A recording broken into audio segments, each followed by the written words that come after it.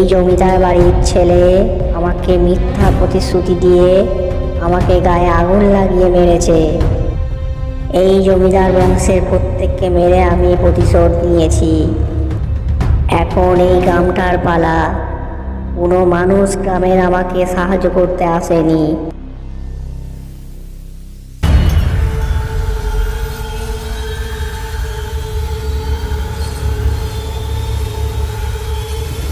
আগুনে পুড়ে আমার শরীরটা ছটফট করছিল, কেউ সাহায্য করতে এগিয়ে আসেনি আমাকে।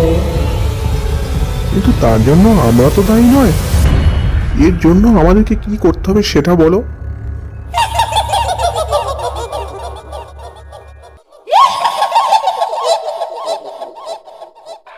অনেক বলেছিস, এবার চুপ কর। আমি আমার জায়গা থেকে সরব না। নিশিতিপুর গ্রামের প্রত্যেকজনকে মরতে হবে। পুরো গ্রামটাকে আমি শ্মশান বানিয়ে ছাড়বো। আহ আহ আহ। এ কি, আমার গলাটা কে টিপে ধরেছে? এ কি, আমাকে যেন কেউ শক্ত করে ধরে রেখেছে। আমার দেহে পুরো সার হয়ে আসছে।